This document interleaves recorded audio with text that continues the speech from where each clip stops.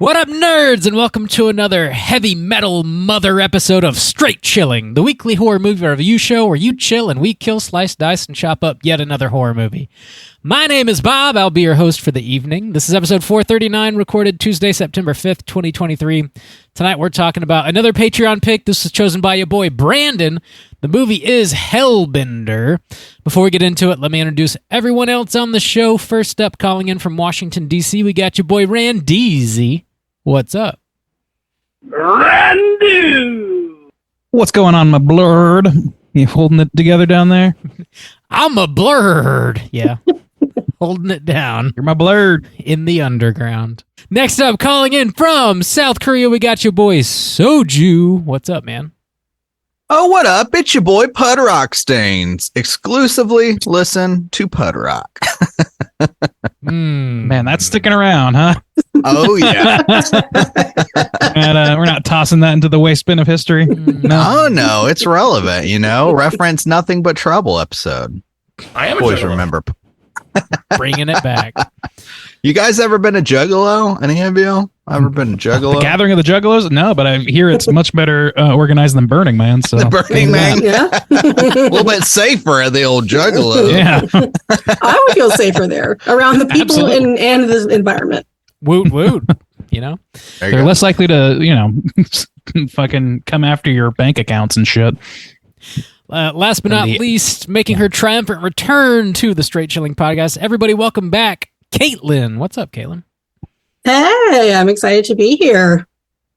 Welcome back. Thanks for sitting in. Oh my goodness, thank you. Soju in the hello. In the Forks, Washington Twilight background right now. Oh yeah, got to keep it spooky, mystic, mysterious. You're in Fucks, Washington. Fucks, Washington. Damn. Holy shit. Is that I'm certain there's a fan fiction out there already, but I would love for you to write another one. Oh yeah, I'm working on my fan fiction these days. Yeah, fan fictions are all remarkably the same and feature characters that could be interspliced with anybody. So Twilight, put them in there. Edward walked in. Oh hey guy. Oh hey. I can see his nipple. Does he know? Probably, but I'm not sure. Should I bring attention to it? Maybe. I don't know. It's sparkling like a diamond. I like it. On one of the last episodes of Skin of a Killer, we talked about Edward's cum gutters and his hard nipples. So we're not totally off base. Guzzle the gator cum. Bob? What the fuck? Oh. Hey, Caitlin, you've got a podcast of your own, or two actually. Why don't you tell everybody where they can find your shows? Sure. So I do a feminist horror podcast called Plug It Up, which is about the monstrous feminine. And that comes out every Tuesday. You can find it wherever you get your podcasts. And you can find me at Plug It Up Pod on Instagram and Twitter. And then, as mentioned, I do Skin of a Killer, acronym SOAK. It's actually Tit Soak. This is the Skin of a Killer. So we do our little Twilight podcast, which is like a Twilight shit posting show. And it's a lot of fun. Oh, I thought it was about Mormon sexual practices. It is. Because Stephanie Meyer was Mormon when she wrote the books. And when you read it through that lens, you can see quite a few, there you go. Makes sense. Soak adjacent references. But yeah. Check us out at Jump What's going on, children?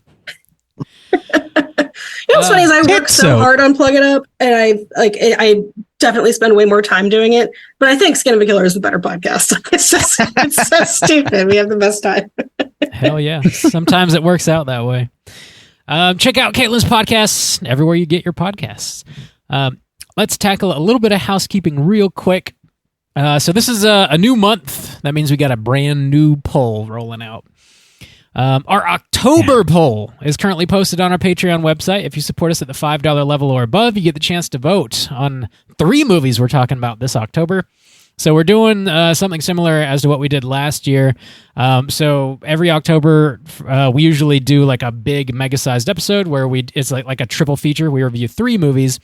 And on this poll, Randy, Juice, and myself, we each chose 3 movies that are connected by a theme, and you guys are voting on the theme alone. And then whichever one wins, then you'll find out what the 3 movies are that we're going to be reviewing for that episode. And the 3 themes are It's Alive, Dark Worlds, and Slime Time. Whoa, Bob, how those numbers looking? Dark Worlds is ahead. It's Oh, shit. Really? Beating out It's Alive. Nobody said anything but positive things about Slime Time that I've seen so far, so I'm very surprised. Well, Dark Worlds is definitely ahead, just a couple votes ahead of It's Alive. Nobody gives a shit about Slime Time, that's for sure. All those people were lying to you. Yeah, I don't know. Dude, what vote the for fuck? slime? There was like, oh, I really think I might vote for Slime. Like, yeah, this is the Nobody non-committal vote tone that I just can't pick up on, I guess. Caitlin, you're fair, a Slime I Time think person, right? Right? I'm all about slime time. Does this include society? This is pretty slimy. No telling. Who can We say? can't say. We It's a can't secret. say. Yeah. No snitching. Yeah. So, to be fair, I'm pretty sure the librarian was the only one who mentioned that. So, they might have gone the other way. The on only that. one that matters. So- Their vote counts for more. cool. Yeah. Yeah, Cool. we all know this. That's how democracy works in our world. Around here, around these parts, sure is. Means big money. Voting. So get your votes in before the end of September, and we'll see what movies we're talking about this October. We are also releasing a minicast every Friday in the month of September. Last Friday, we dropped a minicast on Perpetrator, which is a new Shudder movie. It just came out last Friday. And this coming Friday, the 8th, we're going to be dropping another minicast talking about The Blackening. Bob, that's you talking about The Blackening. I still got to catch that. That's You did that. You did did it, Bob. That's your episode. Good job, guy. Contributed. Good job. Oh, you did. Oh, hey. Bob, give us a little sneak preview. Yeah, it's very much a horror comedy, heavy on the comedy for sure, and it's got some like really solid jokes actually. I was surprised at how hard it had me laughing. There's a lot of great comedic actors in it. There's some slashery type stuff. It's very much like a cabin in the woods sort of movie, and they gather around and start playing this fucked up board game, and a killer comes out of the shadows and starts picking them off one by one. I dug it pretty well, but yeah, check out the minicast and hear all of my thoughts on it. Does it have any particular seasonal vibes? Like, should I wait until Christmas? Does it to feature watch even it, the or- slightest hint of a fir tree? It is a Juneteenth movie. Yeah. It is a holiday movie. It's a Oh, I didn't know Juneteenth that. movie. Yeah. So you missed it. You missed the I'll have window. to wait but- till next year. You gotta wait now. We know how you do Juneteenth up big. You got to do it right. Classic Korea. Huge Juneteenth celebration. Oh, yeah. Oh yeah. Everybody I saw that in theaters though. It was so knows. cute. Yeah, it's a fun one. What else we got? Speaking of Patreon, we got a brand new Patreon supporter we got to give mad shouts outs to. Big thanks to Ashley B for signing up on Patreon and showing us some love. Every dollar you guys contribute goes right back into the show, and it really does mean a lot to us. Helps us keep the show rolling. As is tradition around these here parts, we owe you the straight chilling salute. This one goes out to Ashley B. Slap my ass. Do you think after our like 500th episode, we can make a fun little like new salute instead of like the military salute? We can do like a slap. You Something like You want that. to do a full song and dance? Just, throwing it out there. I'm I'm an ideas man, an ideas No. man. Now go do my ideas. Yeah. You execute. Go forth. Do idea now. More Patreon shit. So we're going to be reopening the You Pick the Flick tier for the fourth quarter of the year on Sunday, September 17th. That's the only way for you guys to outright pick a movie for us to review on the show. There's only 5 spots per quarter, and they usually go pretty quickly. So we're going to open the tier at an undisclosed time of day, Sunday, September 17th. You're just going to have to randomly check our Patreon website, and if the tier's open, go ahead and grab a spot. And good luck to all of you. The last 5 The last picks of 2023, man. We're just burning through this year. About to do a reset, people. All you folks who burned through your picks. It's coming. Yeah. Yeah. Holy shit. this is the last bit of Patreon news I have. So we're doing another Chilloween party. This is going to be our third year running the Chilloween party. It's just a Zoom hangout in which we play some trivia, we watch a movie, and we encourage everybody to dress up in a Halloween costume as well, because we all vote on the costumes, and whoever wins the best costume of the night gets a really dope The prize. firm pat on the fanny. And not a pat. Extra on the fanny. firm. No, just real Digital loose, soggy slap on the fanny. Ooh, Someone's Soggy been slap reading- on the fanny is different. I think you have downgraded significantly. Also, Not willing to fanny. pay for the firmness. Fanny. Didn't you get a call last week from someone in the UK? Fanny means something different over Oh, it there, does. so a soggy fanny Yeah. slap is going to sound. Yeah, so quite does the F slur. obscene. We're not taking notes from them. I mean, If he gets promised a soggy fanny slap from Goddess Bob, then you're going to have to deliver. So I'm a goddess of my word. So the Chilloween party is going to be happening Friday, October 13th at 9 Eastern.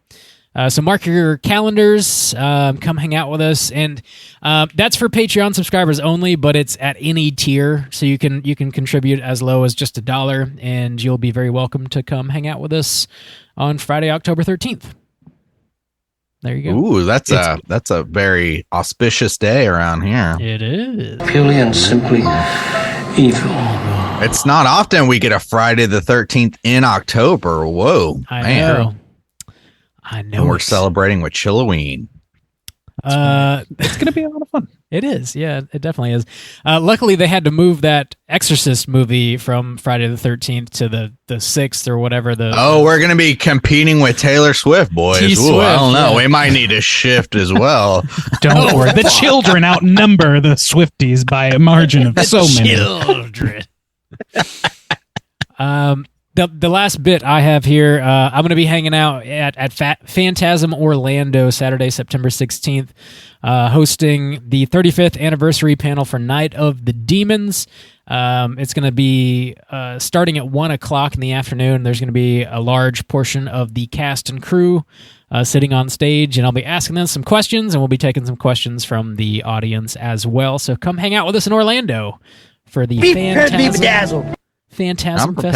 Festival. Be prepared. Yeah. You know, Bob, make sure you get a video of that, so we can put it in our next documentary that we're working on. So, Oh my God. Oh, are we working on it? People have been asking, where are they now? I need another hour of behind the scenes video footage. yeah, so just make sure you get that all on lockdown, Bob. Get it. Yeah. That's all I got. Do you guys have anything to add? Oh, that's all? Is that all you're done speaking? That's Okay. Well, I got some things. Damn.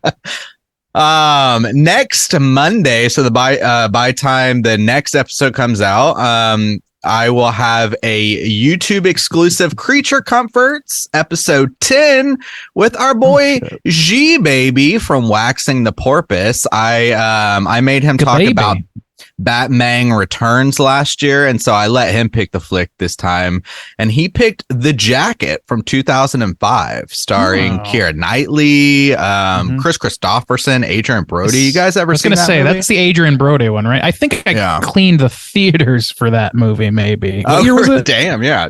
2005. Oh, maybe not. I can't remember exactly what year I was in there, but it was You either would've that or been in high Skeleton Key. school. I get those mixed up. Yeah. I don't think I've ever heard of it. I don't know what that shit is. It was new to me, but it was, G Baby knows his hidden gems, and it was an interesting flick. It's got a lot of different kind of genre melding going on there. So a lot of different things, but yeah, that'll be coming out exclusively on our YouTube page. And well, I'm going to be featured on one of the best damn podcasts you'll ever hear. It's called Plug It Up. And, I'm going to be talking with a very special person about a film called Baby Ruby. Caitlin, can you tell us more about that? I actually don't know when it's coming out. It'll come out either late September or early October. So right in time. Okay. All right. Well, it's a little preview there. Okay. Yeah, a okay. little Build up preview. some hype, Yeah. But What's the word? excited. I haven't watched it yet, so I don't have a lot of information, but I'm excited to do. We've been talking about covering Baby Ruby for most of the year. Yeah. So, Wow. yes, it's coming up. It's probably great. Check it out. All right. That's all. My house is clean. Sweet. Randy. Never anything to clean around these parts. Here we go. All right. This house is clean. Actually, I don't know if Bob was done or not. Well, there is one final thing we have to do. Let's take a quick time out and listen to a word from our sponsor.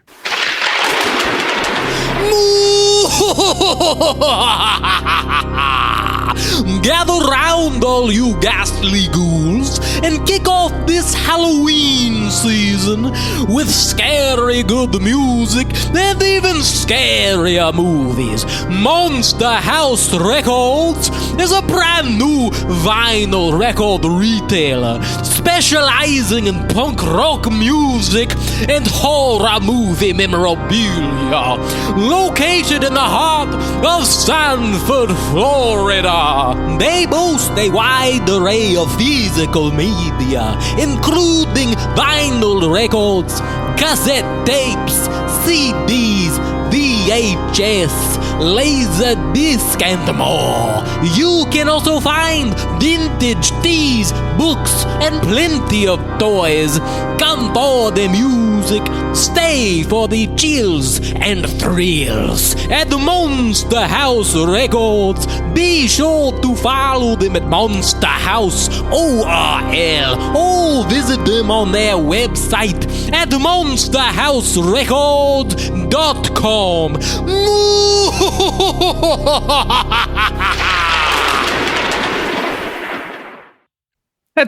That Dracula's really playing it loose with the accent. You really got to tighten that up, Drac. What are you doing? Cool. Yeah, let's get into the main event. We're kicking it off with the back of the box. We're talking about Hellbender.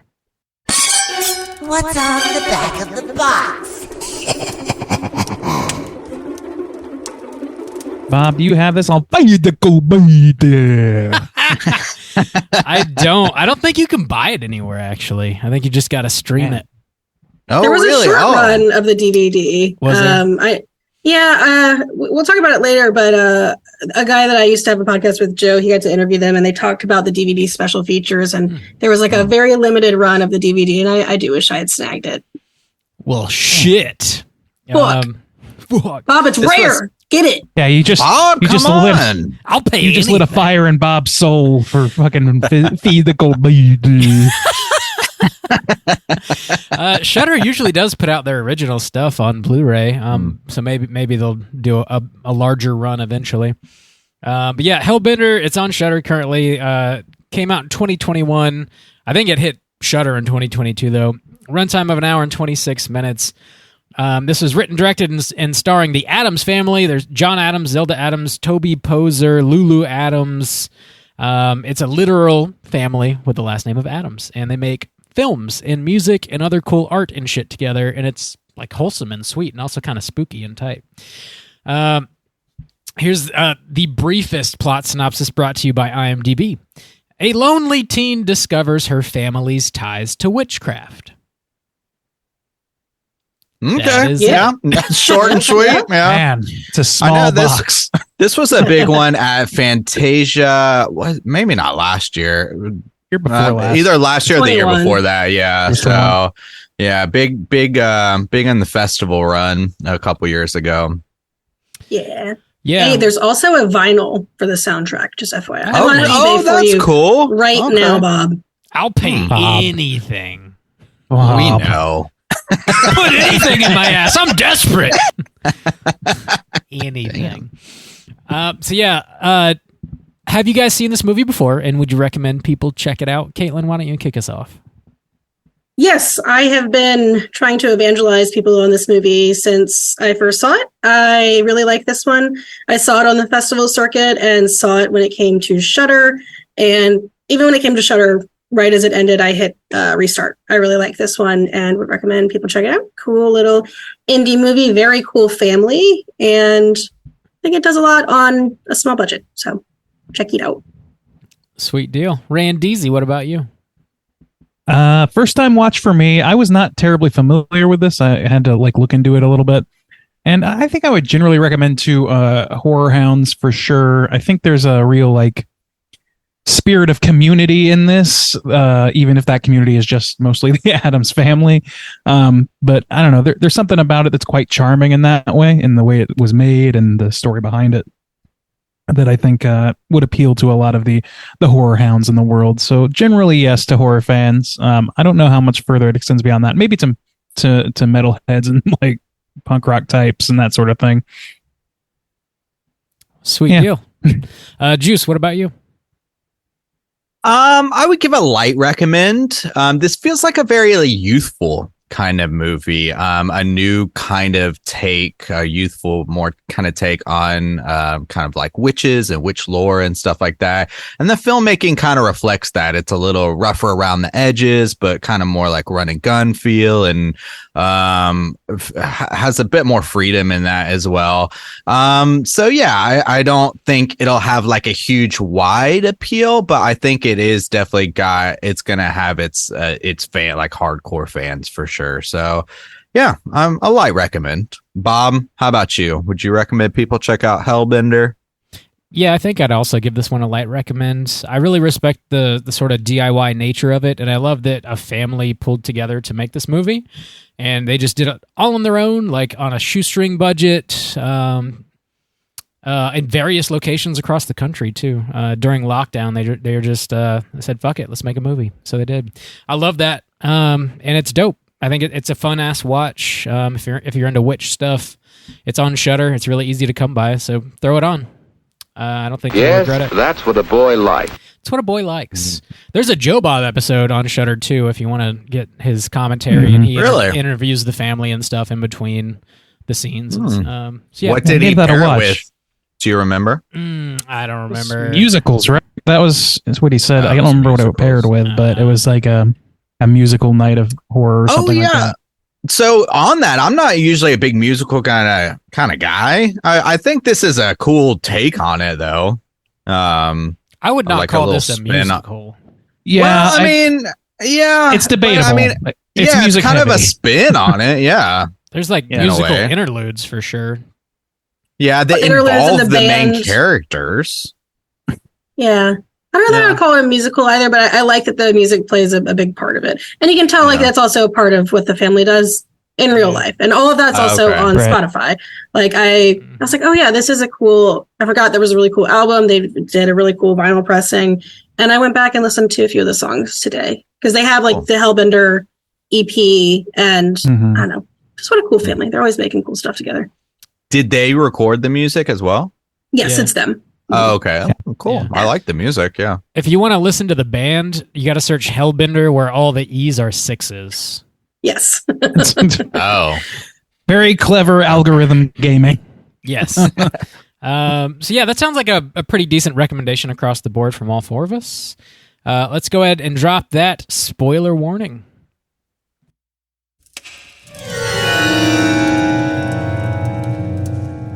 Spoiler warning.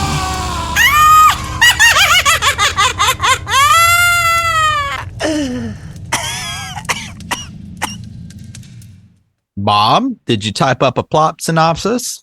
I did. I got it right here. Hit me with it. All right. So this movie opens up with a woman being hanged, shot and stabbed, but she doesn't die. Instead, she blasts off into the sky in a big old ball of hellfire. We jump forward to present day. We see Izzy living with her mother in a secluded house in the woods. Her mom occasionally goes to town for supplies, but won't let Izzy go with her because she allegedly has X-linked severe combined immunodeficiency disease. Izzy and her mom have a rock band called Hellbender, and they jam out frequently. A lost hiker runs across Izzy in the woods and mentions his niece lives in the area. Mom shows up and escorts him out of the woods. Along the way, she cuts his hand, licks some of his blood, and then dematerializes his ass. Izzy goes for another hike and sees a young girl named Amber chilling by a pool. Amber invites her over. They go for a swim. She then discloses it's not her house. She just sneaks over and uses the pool on occasion. Izzy goes back the next day to swim again with Amber and a couple of her friends. She takes a shot of tequila with a live worm in it and freaks the fuck out. The homeowner shows up and the kids scatter. In a trance-like state, Izzy grabs Amber by the throat in the woods, and Amber says never to come around her again. Mom touches a top-secret book in the attic and has some witchy visions. Izzy ends up doing the same thing. They have a joint dream where Izzy learns the more fear that is in the blood she consumes, the more power she gains. Mom tells Izzy she's not actually sick, she's just really dangerous. Izzy and Mom chill in the woods. They eat caterpillars. They make stick things disappear. They trip balls while eating maggots. They have some more witchy book visions. Mom explains that they are Hellbenders, which is a mix between a witch, a demon, and an apex predator. Izzy has clearly been eating a lot of animals in the woods. They keep finding bones laying around, but she's trying to hide it from her mom. Izzy finds Amber and gives her back a bikini that she borrowed during the summer, as well as some berets that she'd stolen from her. Amber's kind of weirded out and tells her to stay away. Mom becomes suspicious of what's happened to Amber. She investigates a trunk in the basement. She finds a weird fleshy tunnel inside and crawls down it.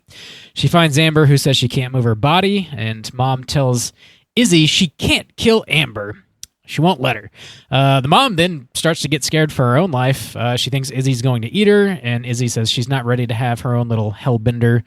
So she lets them both live, asks her mom if she needs anything from town. She asks her daughter to pick up some bass guitar strings, and Izzy blasts the fuck off to go to town, to go shopping. Roll credits. There you go. There you go. Yeah. Yeah. So where do we start with this? The witch rocket thing is kind of hilarious to me. They blast the fuck off. Yeah, They do. it's pretty great. The like effects in this movie in general, I think, are unbelievable considering the shoestring budget they were on. That in particular, like not that in particular, but that scene that you're talking about where they're blasting off or whatever, it looks pretty good considering. Yeah. Like all the limitations, but there's even better shit throughout the movie. The one that really impressed me, and it's probably a real simple effect that I'm just too dumb to know, but it looked so good, was when they would press their hands on that symbol on the door and the key would come out of the back of their hands. Yeah, I thought that was such a fucking cool set piece. There's a lot of like little things like that just kind of sprinkled throughout, but that was the one that really stuck with me.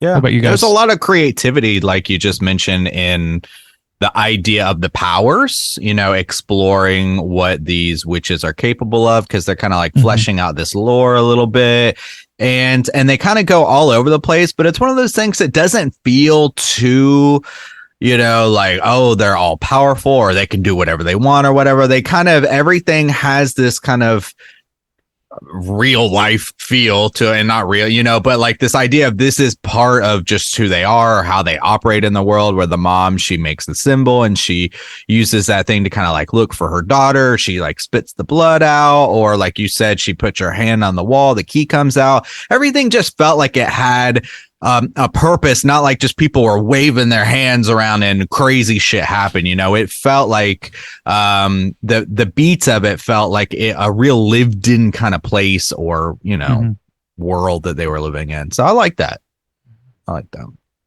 Yeah, I have so much to say about this movie, so I'll wait till you call on me to give my whole spiel. But the effects have been one criticism that I've heard about this movie, and for me, like they're fine. They're doing what they can, and I think that they choose to spend their time and money on effects well, like economically. The key is very cool. I really like when they're kind of tripping together and the mom is sort of like throwing up. It looks like smoke almost, throwing up like symbols in the air. It's like they're laying in the snow together, so it's very, I don't know, very childlike almost, like mom and daughter chilling in the snow. The mom throws up a symbol and Izzy like shoots an arrow through it, and everything her mom makes, like she destroys a little bit. So it's playful, but also there's this theme of this daughter is going to eclipse the mom, and the mom knows that, and you can tell how scared she is of Izzy.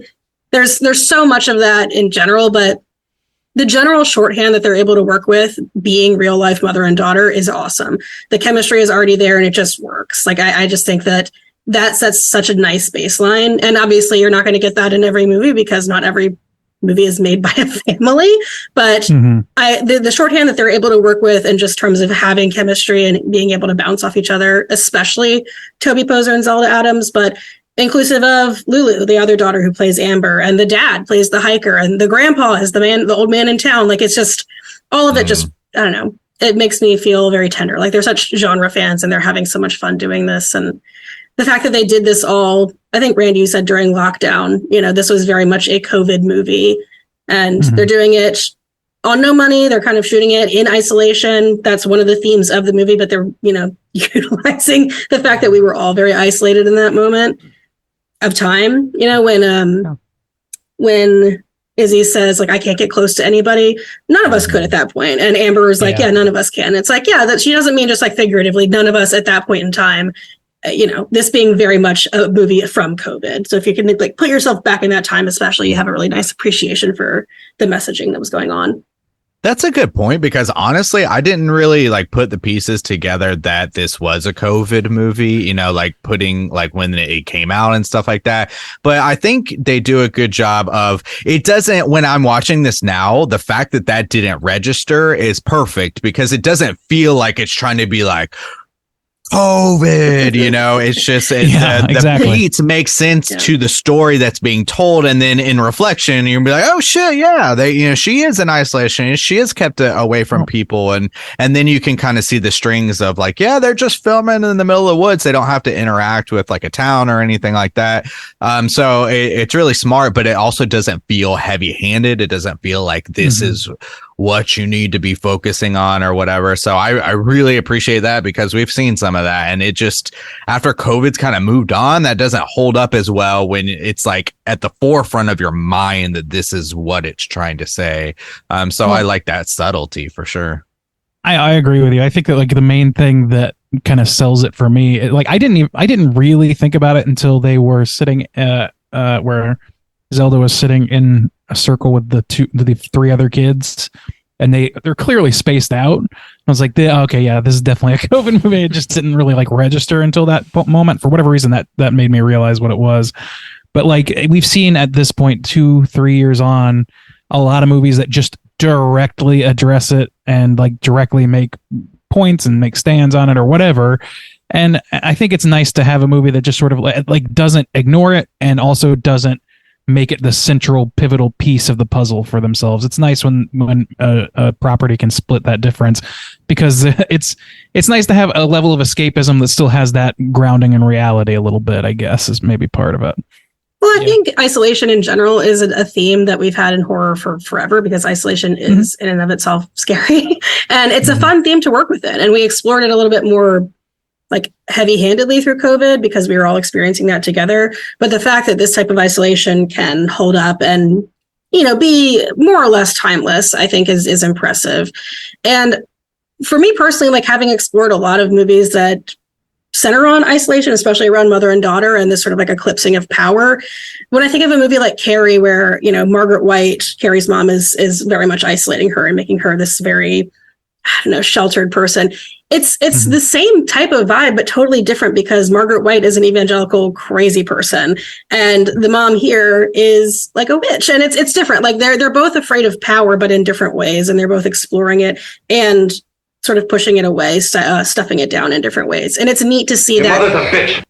It's neat to see that trope come through, but in a way that we don't usually see. We usually see it in the sort of like repressed, like church type of way. Yeah, and it's funny that you brought that up, because I did watch the Joe Bob bit on this. Just like after I watched the movie in its entirety, I did go back and watch Joe Bob's commentary on it in his interview with his family, and he made a similar comment where he's like, "This is like an inverse of Carrie," and I think it doesn't seem like that was like even an intentional thought, maybe based on their response. I'm not sure 100% because I don't know if they directly address it, but they just kind of like naturally fell into this thing where it's like, it's an inversion in that they are, not like what Christians would consider the opposite of Christian. That being, like Wiccan, witch, whatever, but like also beyond that, like supernatural. And also like the isolation is not for her protection, but everyone else's, like you said. So like there's something interesting about comparing those two movies that like, I guess I don't know how much they actually intended for them to be put on the same playing field, but I don't know. It weirdly inverts that, doesn't it?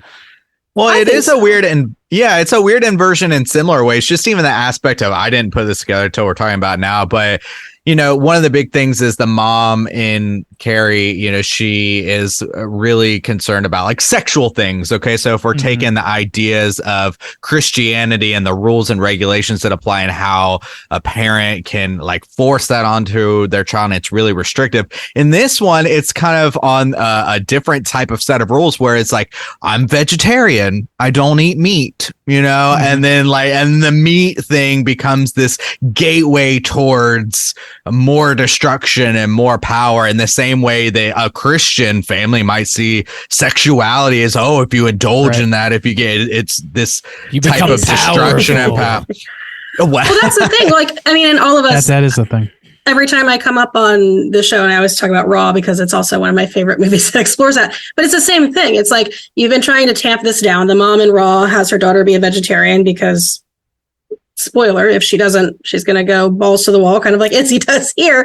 But it's like that whole idea of like, okay, we're trying to tamp it down. We're trying to control this next generation of person who's going to inherit this legacy of power. And if that power is going to be used for good, which that sort of like good and bad is talked about very explicitly in dialogue in Hellbender, but like, how are you going to use it? What's it going to take? And is the control, like, is it going to work? Like, can you tamp it down? And we find out in a lot of those movies, like Carrie, like Raw, and like Hellbender, you can't. And that's one of my favorite tenets of this sort of like monstrous menstruation trope of coming of age and sort of eclipsing, coming into your womanhood and eclipsing maybe a later generation and coming into your power. That's a really good point about just the control aspect. And in this way, it's kind of interesting because they do want to present it in this more positive light where the mom is super cool and you can empathize with her a lot more and say like, well, yeah, this girl is dangerous. She's going to go off. But it's a lot easier to take a movie and see somebody who's repressive sexually, at least like, maybe for us, and say like, that's very toxic and, that's hurting someone and you should be more open and honest with the people who you're supposed to love the most and guide them through something, through teaching them and stuff like that. But in this case, it's played more for, like, it's for her own good and it's supposed to be more understanding, but it's equally as destructive. I mean, this person who she only interacts with her mother and they're supposed to have like this best friend type of relationship. And yet she's completely lying. She is like absolutely lying to her about her condition, about who she is, and trying to control her. And it's not presented as equally toxic as far as like Carrie's mom is. And so I think that's interesting, but also maybe a little problematic because it's like, is the writing and direction aimed at a way that is supposed to make it more understandable? Like, well, yeah, I mean, you're supposed to empathize with the mom and see the girl is dangerous. You should try to control. It's like, well, the mom is definitely acting out of like selfishness. Like she knows, as far as I can tell, like the only way these Hellbenders die is like when they're consumed by their offspring. It sort of alludes to, I think, her killing her mother, and like she knows that Izzy is one day going to kill her. So it's like if she doesn't know about these powers, she's not going to learn that, and she'll be able to go on living her life. I think her mom says she's like 147 years old. So it's like self-preservation, really. Whereas like Carrie, in a very twisted way, Carrie's mother's actually trying to protect her from the world, but like in this way, I think in this movie the mom's really trying to protect herself from her daughter first and foremost, because she knows nothing's really going to be able to hurt her daughter. She's so powerful. Yeah, I think especially on rewatches, I had a lot of sympathy for the mom, especially the nuances of watching Toby Poser act and how scared she is of Izzy. I think it's really good. I also, I don't know, I kind of understand it because she did watch her mom. So the mother character here watched Izzy's grandma, her mother. They said like kill a whole town. Exactly. So she was like, oh, she tore through a whole town. She decimated like an entire population of like babies or some shit. And hated it, had to sew her mouth shut for the rest of eternity until the mom came through and eclipsed her own mother. So I feel like, she's seen what she interprets as this horrible curse and is trying to protect other people around her, also herself, also Izzy. And then Izzy very much sees it maybe like the grandmother did. At the very end, Izzy's like, talking about how excited she is to like have all this power. And the mom's like, it's not a gift, Izzy. And Izzy goes, then why was it given? So I think they just have very different interpretations of what this is, this sort of like Hellbender legacy. And the more that I watch it, the more that I definitely understand what the mom was trying to do in terms of controlling Izzy and keeping this power tamped down. It's not going to work because it never does. That's the trope that it doesn't work, you know.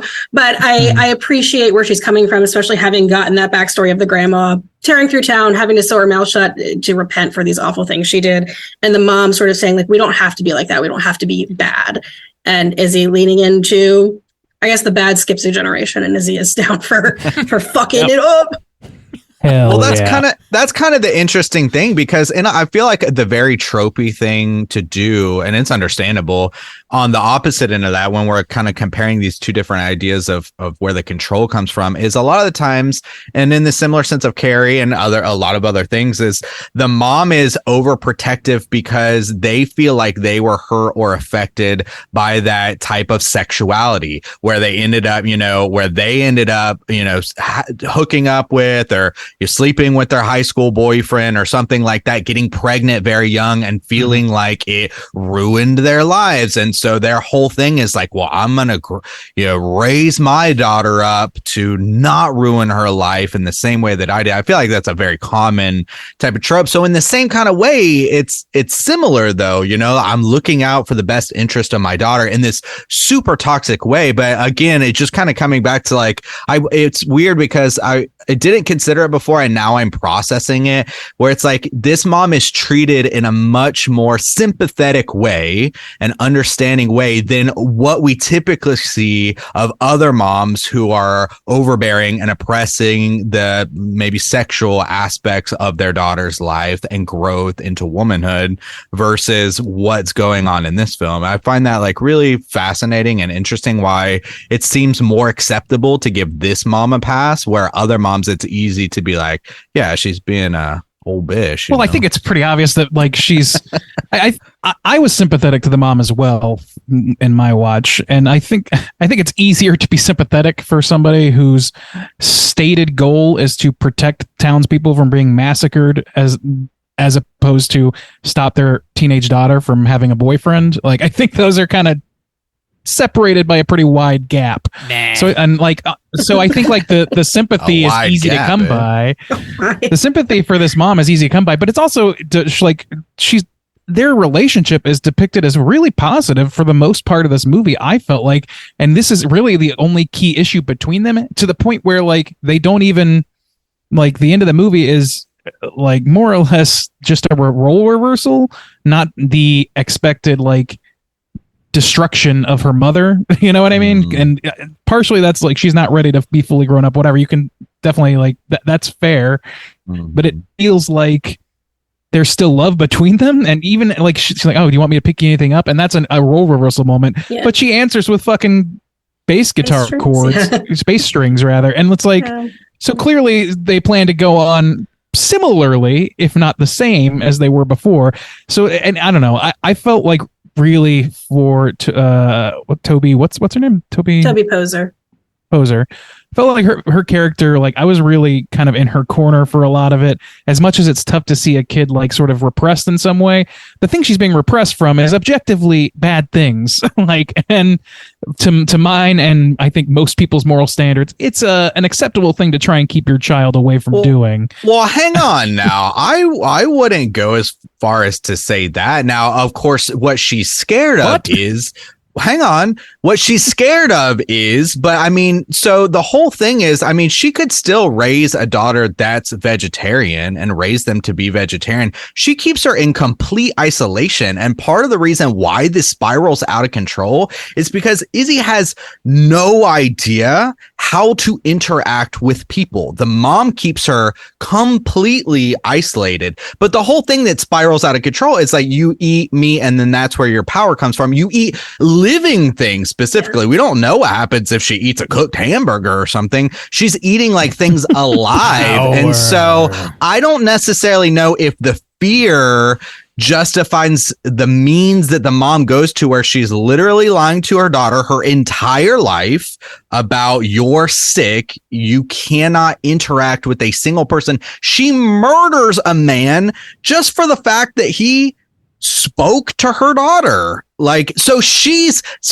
going as far as to like, I'm worried about you murdering people, so I'm gonna murder this man just on the off chance that maybe one day that you could maybe murder people too because you interacted with this man. Like, I think the more I watch it, especially like the more I realize like the stakes are really high though. Like, she's 147 years old. She goes to town, and that old man who is in real life the Addams family grandpa's like, you were my mother's nurse, or my grandma's a nurse, and she's like, nope. And just like, has to sort of shrug that off and walk forward. But I think, could she have a normal life in any regard? How old is Izzy? I don't know. Like, is Izzy actually 17 or 18 or whatever she is? Or has she been aging in the same way that the mom does? Is she able to have friends? Is she able to go to the pediatrician? There are other factors here that I'm like, yeah, the isolation is rough. And when I watched it for the first time, I'm like, what the fuck? Like, let her have a friend. Let her go to the pool. Let her have pool time with Amber. And then on other rewatches and as the movie goes on, I think Toby Poser's acting is so good, and she's so scared. Like the little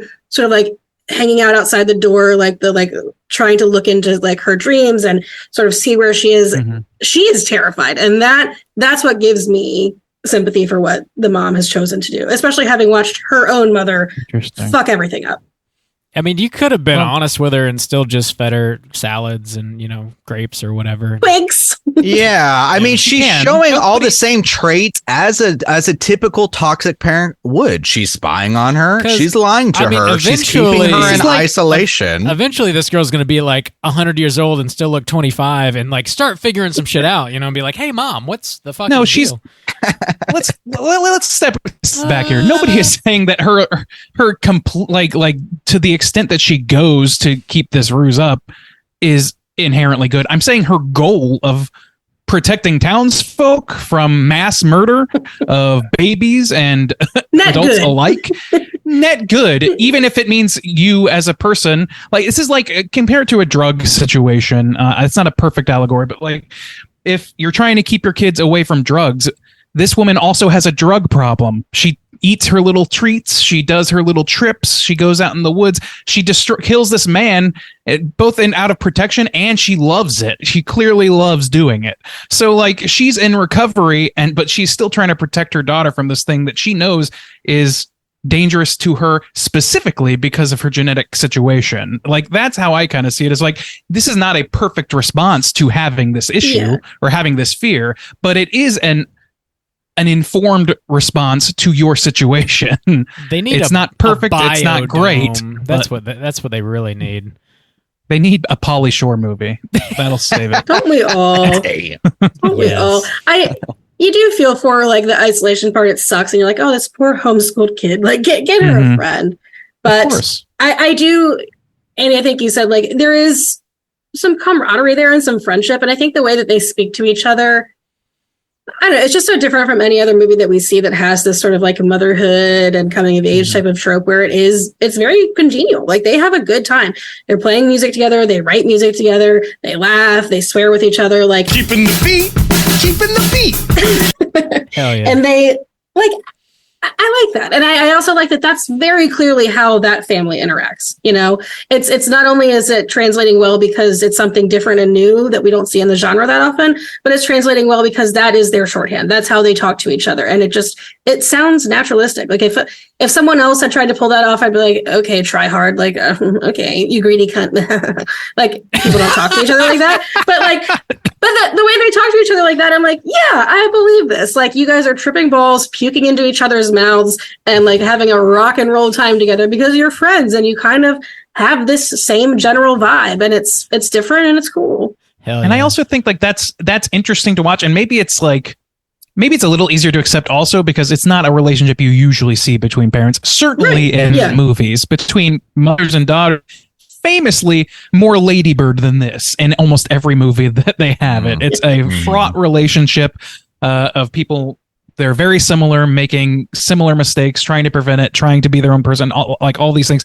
And this kind of sidesteps a lot of that, and really the core issue is just the one big lie. Everything else about the relationship is copacetic, and I don't know, it's just not like there's something warm about that, and and knowing how this movie was made and how like that they are family and all those things, like it, I don't know, there's something very, very charming about that at its core, and I think that it's largely informed by the production stuff, but not entirely. I think within the movie they make a really strong case for warmth and connection between these people that are ultimately their contrasts are what drive the movie. Well, I think one of the scenes that best emphasizes that is when Izzy's had her experience at the pool where she eats the worm, she trips, she has all this power, and we know later she kills the owner of the house, but she comes home and she doesn't hide it from her mom because they're friends. Like, they like each other. There's not this not this need necessarily to hide it. She's like, I ate a worm, a live worm. And her mom's like, okay, where? And she's like, with my friends. And the mom's like, is everyone okay? And she's like, And it's like, there's not this like sort of like, I hate you, mom. Fuck you, mom. Like, I'm going to like, this is because you lock me away. It's like, hey, FYI. Yeah, they really skip the Rapunzelness of it. They do. Like, and I think that's what makes me endeared to it. And that's why I don't have as much, I'm not caught up on the isolation part as much, because I'm like, it's different circumstances, whatever. This mom's doing what she thinks is right. Is it right? Probably not. But I wouldn't know what to fucking do. And I just like that there is so much love there. You know, it's like, I ate a worm. I just want to let you know. So now I wanted to bring up something. So this is the first time I'm kind of considering these aspects of the film, but my interpretation seems pretty different than I think Randy brought it up about the ending of the film. I did not get the impression that everything was just going to kind of keep marching on in a similar kind of way. I thought that this was obviously a power shift. The mom is speaking to her from now what could be considered what's going to be her isolation of like not even just the regular house where the girl, Izzy was laying out in the autumn leaves and they're going. The mom's down in a dark flesh pit with a half-eaten corpse, bloodied corpse, and the daughter is inserting her dominance now, but also kind of like reversing it in the sense of, I'm going to keep you alive. But the reason that she gives, not because I love you or not anything like that, is because I'm not ready to have a child and raise my own child. That's the reason she gives, not because I love you so much, mom, or I've forgiven you, mom. Her saying like, do you want anything from town? I saw that as like very sinister, honestly. And I had a completely different interpretation of where the relationship was going to be going forward. Oh yeah. The hammers come down. She's not like the role has totally reversed. And I mean, I think the mom was always so scared of Izzy. And now it's like, yep, every fear that I had about her knowing true power makes sense. And even the way they shoot it, like, the mom is sort of filmed lower as if she's a child looking up at her own mom, and Izzy's looking down like she's the parent. So like the roles have reversed entirely, like both in perspective and in sort of figuratively. But it's, I don't know. It's not going to be good from there on out. And I don't think that she's saving her mom. I think Izzy is like drunk on this sort of like, yeah, we're Hellbenders. Fuck yeah. Like, we're going to do whatever we want, mom. Lean into the legacy. And until mom gets on board for that, Izzy's going to rule with an iron fist. But I do think that she wants to keep her mom around. Because she doesn't know how to do all this by herself yet. Her mom teaches her like spells and shit throughout the movie. But also she's not ready to have a bébé. I think asking that question, like, do you need anything from town specifically, is not necessarily like sinister, but is there to illustrate the role reversal, because that's what her mother asked in the beginning. So like her going to town, like she can take care of herself. She doesn't need her mom to shop for her. She's going to do whatever the fuck she wants. I don't know that she's just going to like go murder the entire town necessarily, but she's going to continue. I don't think so. I was touching on the impression that I think Randy said like, oh yeah, she asked for bass string. So it seems like they're going to keep playing in a band and keep this motherly daughter thing alive. I think so. Probably keep. I mean, she kept saying like, "Mom, I want to like perform for a crowd." I think that that will happen. I also one of my favorite transition of power scenes is so early on when mom comes back home from the first trip to town and she has that cool like goth fucked up crown thing she got at an art shop, and she's going to put it on her own head, and Ezzy's like, cool, and puts it on her head, and I'm just like, yep, that's a good forecast. Schrodinger's crown. Damn. Well, no, I mean, it's totally fair to say otherwise, but to me, like that, like what Rob said, it's definitely like a twist of the knife a little bit. She's clearly not taking any more bullshit. She's just going to do what she wants to do. If that means murdering people, there's nothing mom can do about it at this point. And to me, that doesn't necessitate keeping her only friend locked up in a flesh pit. I think she's going to at least live in she's going to at least keep the mom around. She's going to at least like be part of each other's lives. And I think asking for those things, both twist the knives and her responding with something mundane like that involves like something that they both love, and her saying, sure, you got it, or whatever she says. I think that speaks to the fact that their relationship isn't over. And especially like in considering like everything else that we've seen in this movie, like when things go sideways, like Caitlin said earlier, like she doesn't like lie about like somebody getting hurt or whatever. She's like forthright about it. I think that they just have a very honest relationship. It's like, yeah, well, I'm in charge now. You can tell because I'm the one going into town now. What do you want? And it's just like, okay. But logically I don't necessarily see any reason to think that she's going to keep her mom totally dark in a torture chamber. But if we follow that logic, we know that the mom literally killed her mother because she was doing those things. She felt the obligation to stop her. So do you honestly feel, I mean, because it seems like Izzy's going to do whatever she wants. She's boasting. She's got a dead body. She's eating flesh. She is boasting about being a hellbender and like telling people straight up. Do you really think the mom is going to like be okay with Izzy living this type of lifestyle where she's just eating and causing destruction, and their life is just going to continue on like it was before with Izzy living that lifestyle? I don't think so.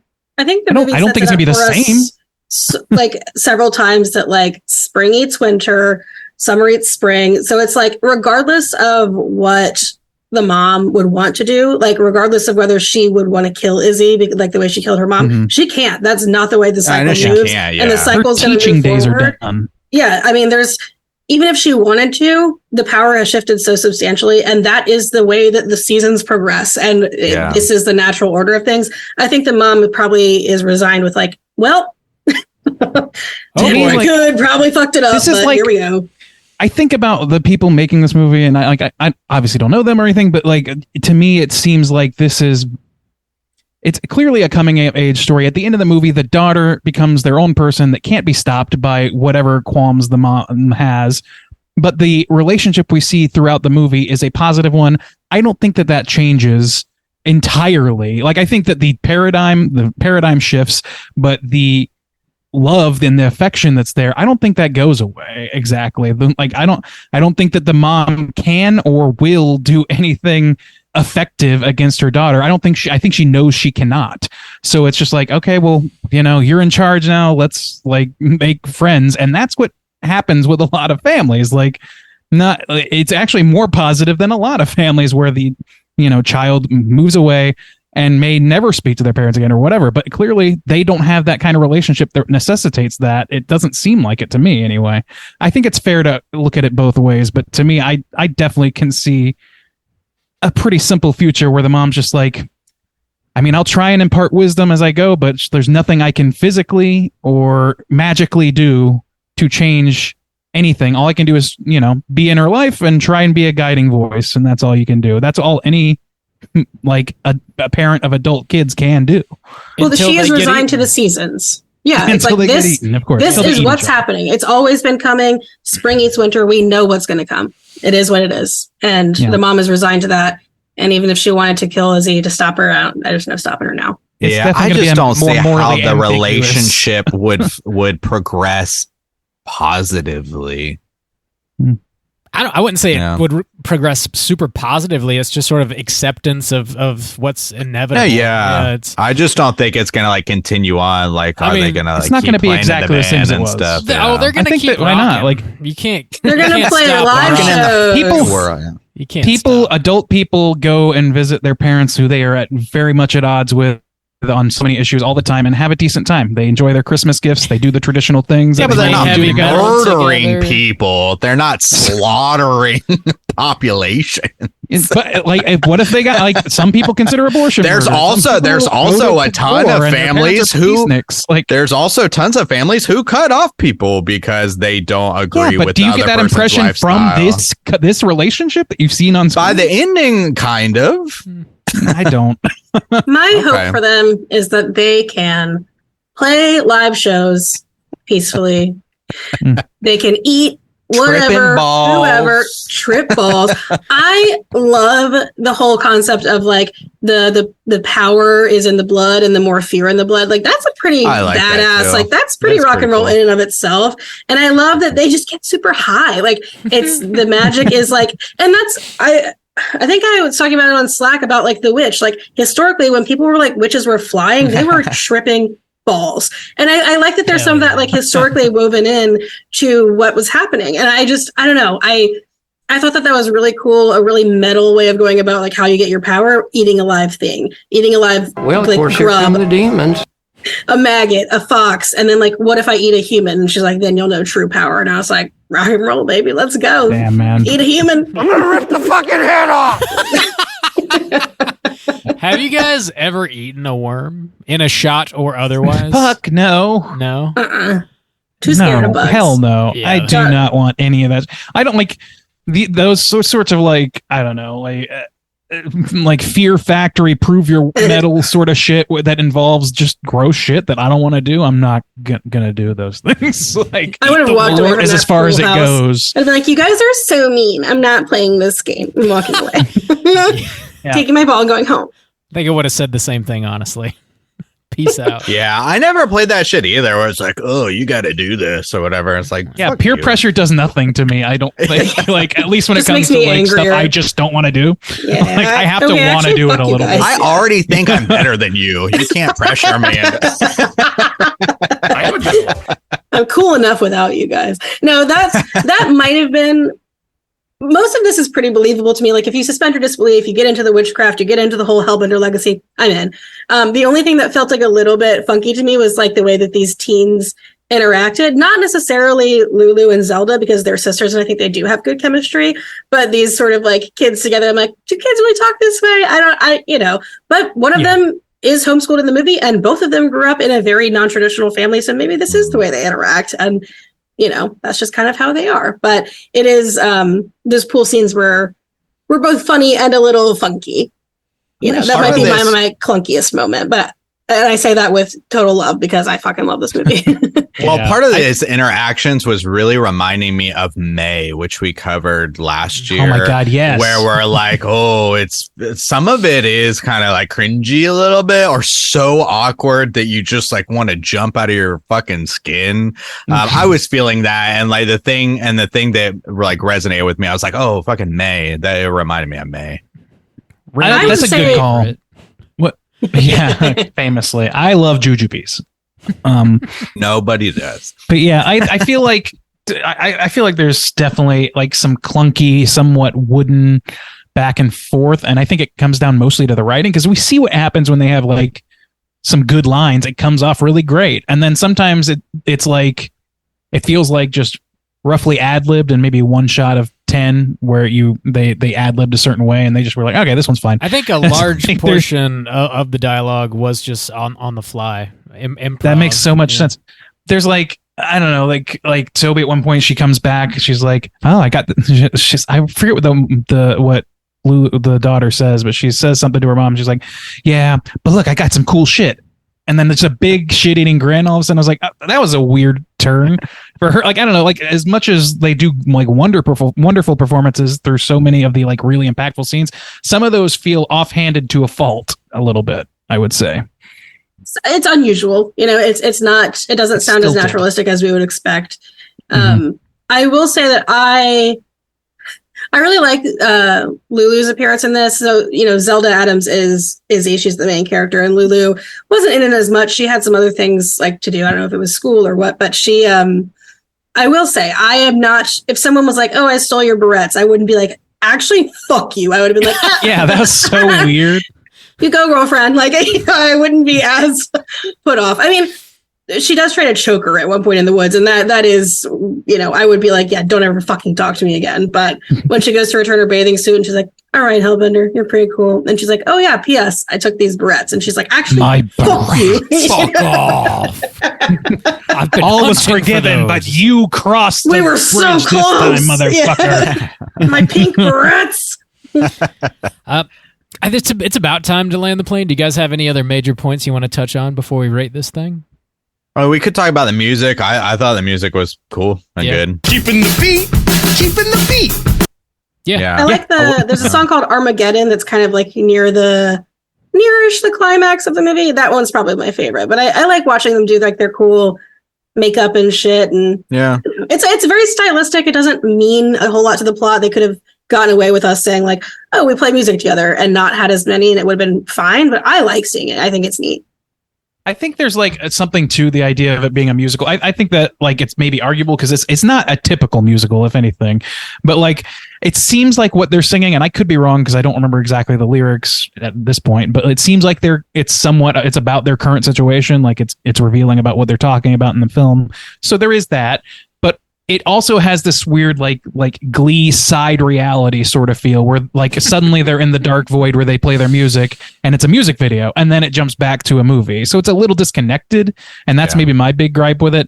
And it happened so many times and it felt disconnected every time until I realized that was like, that this was like musical-esque, and I was like, oh, this is all part of what this movie is trying to do. There was something like that clicked for me about it, like probably towards the third act, where I was like, okay, this is not just like they're spending too much time doing this like it's Rock and Roll Nightmare all over again. They're actually like they're working towards something, and it's all, I don't know, it all integrates once you sort of get the broader spectrum of them doing that. At least it did for me.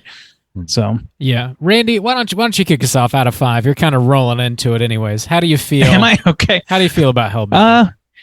Yeah, I feel a little bit better now that I've talked it through a little bit, as often happens. Like there was things about this movie that made it hard to categorize for me. It's hard to hold it up against like a typical film. It's hard to even hold it up against like schlocky films because it's really kind of like hitting this beautiful like midpoint between those ideas of like it's got like pretty professional look to it for being as shoestring as it was, and yet there's still like these hallmarks of like not laziness, but like hallmarks of like we got to get this done. Like this is like some of that those like lines and things that felt stilted, like things like that. There's still hallmarks of it being an amateur production, is I guess what I'm saying, even through as much professionality as they brought to the table. I was very, very impressed when I found out after the fact just how much of this was just labor of love, small crew, like 3 people in a room figuring it out for the most part.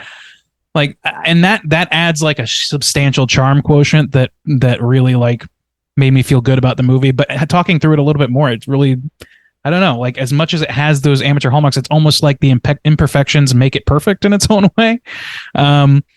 Yeah, I don't know. I think that having talked about it and heard some different interpretations, it's more interpretation than I thought was available for this story. So I appreciate that.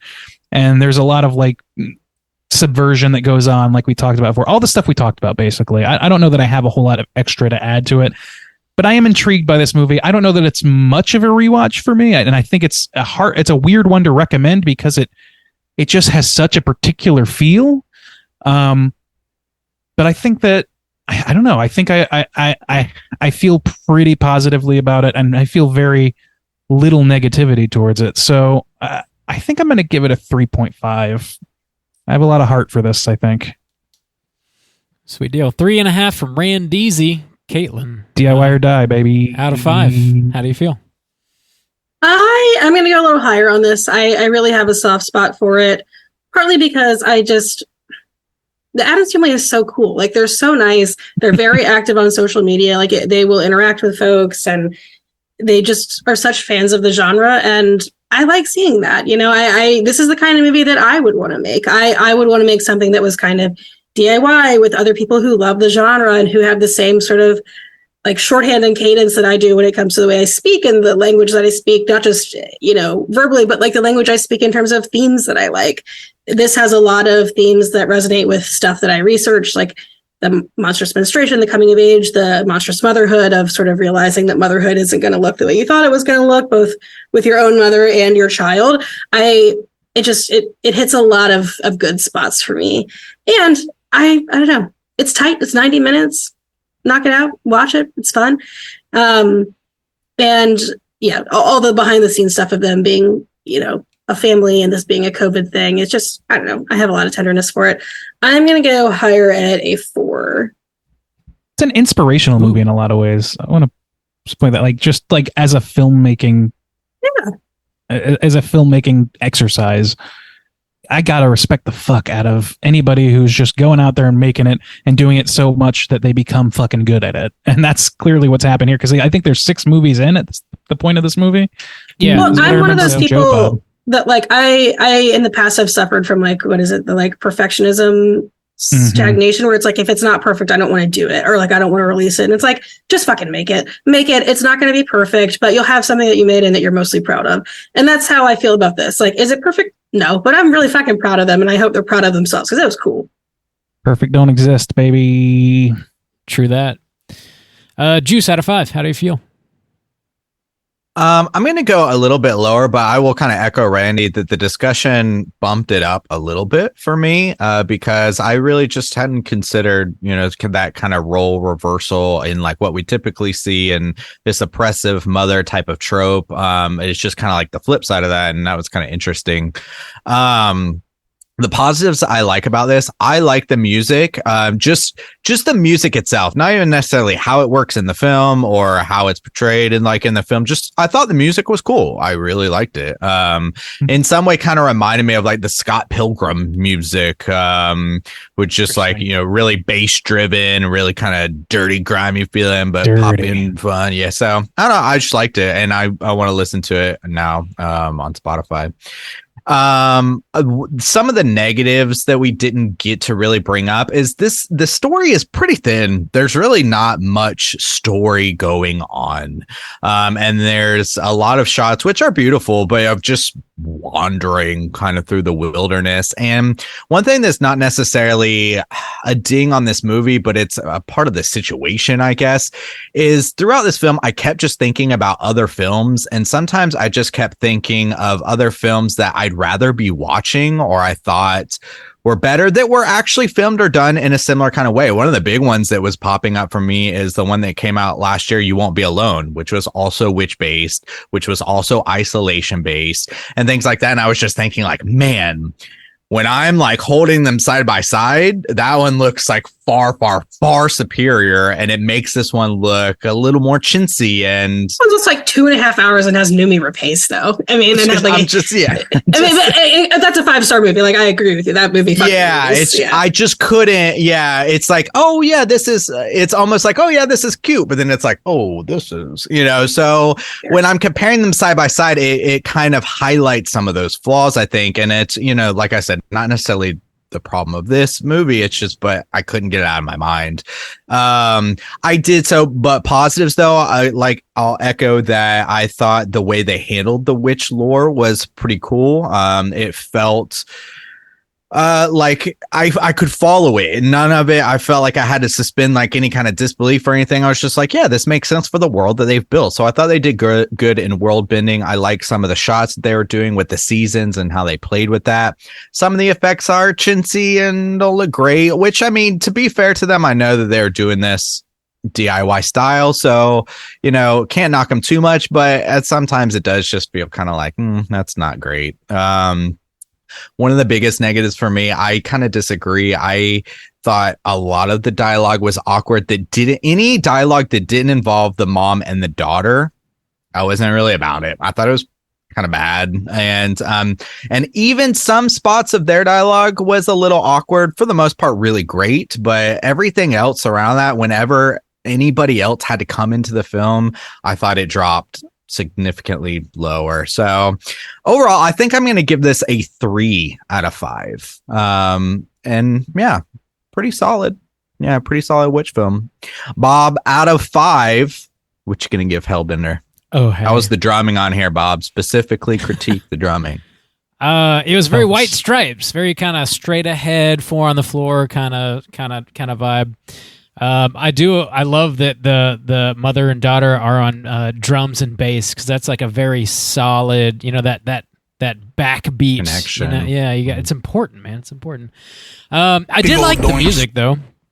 I thought the music was pretty cool, and it like really fit the vibe, the tone of the movie. I thought it wasn't just like this family saying like, hey, we also made some music, let's just use it because we don't have to pay licensing fees. It actually like fit tonally. I didn't really love the scenes of them rocking out necessarily. Like I would have preferred them like use the music and have like a montage or something like that, because it just even if like, they just intercut, right? Like that's what I was thinking. It's like just cut to some action while you're doing it, cut back and forth a little bit. That would have been better, because it feels like I'm watching a movie and then all of a sudden somebody grabs their remote and turns on like MTV, and I got to watch a music video all of a sudden. It's a little jarring. It's a little jarring, but I do like the music. I think the music works really well. I love the DIY nature of it, which we've covered thoroughly. I think this is a fantastic like COVID time production. I love that it's just a family isolated in the woods, and I guess they shot the majority of it in the Catskills, New York, but they also like were living in an RV and just like hit the road and like kept making the movie while they're on the road, going wherever the hell they wanted to. And that's just fucking cool. I have a lot of respect for that. Them just like making this movie however the fuck they want, whenever they can. And for it to turn out as well as it did is like really impressive, actually. I think for the vast majority of the movie, the performances are solid. The dialogue didn't bother me that much. Every once in a while, there's maybe an awkward line, but I didn't like find most of it like to be weird or anything, and to consider that it was sort of like on the fly, just like improv. I think that's really impressive as well.